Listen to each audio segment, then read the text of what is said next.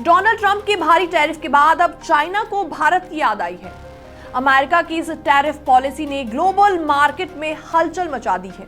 भले ही चाइना ने इस टैरिफ का खुलकर विरोध जताया हो, लेकिन अंदर ही अंदर बहुत ज्यादा परेशान है। नमस्कार, मैं हूं आपके साथ प्रेरणा कौशिक और आप देख रहे हैं एनबीटी इंटरनेशनल। और इसी टेंशन के बीच अब चाइना ने इंडिया से दोस्ती की अपील की है और कहा है कि मौजूदा मुश्किल हालात में दोनों देशों को साथ आ जाना चाहिए। ये रिक्वेस्ट तब सामने आई जब अमेरिका ने चाइना पर टोटल टैरिफ बढ़ाकर 104% का लगा दिया है। इससे पहले ट्रंप सरकार ने 34% टैरिफ लगाया था, जिसके बाद यूएस और चाइना के बीच ट्रेड टेंशन शुरू हो गया था। जवाब में चाइना ने भी अमेरिका पर 34% टैरिफ लगाया था, जिसके बाद ट्रंप ने साफ साफ शब्दों में बोल दिया कि अगर चाइना पीछे नहीं हटा तो अमेरिका 50% एक्स्ट्रा टैरिफ लगा देगा। अब व्हाइट हाउस की प्रेस सेक्रेटरी कैरोलिन लेविट ने बताया कि ये नया 50% एक्स्ट्रा टैरिफ बुधवार से लागू हो गया है, यानी अब टोटल टैरिफ चाइना पर 104% का हो गया है।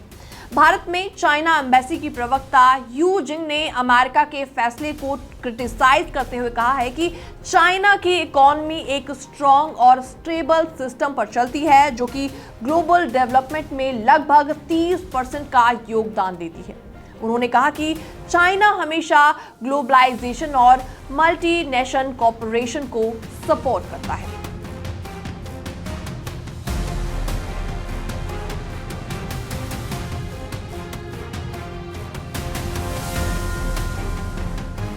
यू जिंग ने एक बयान में कहा कि भारत और चाइना के बीच का ट्रेड और इकोनॉमिक रिलेशन एक दूसरे की जरूरतों को पूरा करता है और दोनों को फायदा देता है। उन्होंने कहा कि अमेरिका जिस तरीके से टैरिफ का इस्तेमाल कर रहा है, उसका सामना करने के लिए भारत और चाइना जैसे बड़े डेवलपिंग देशों को मिलकर खड़े हो जाना चाहिए।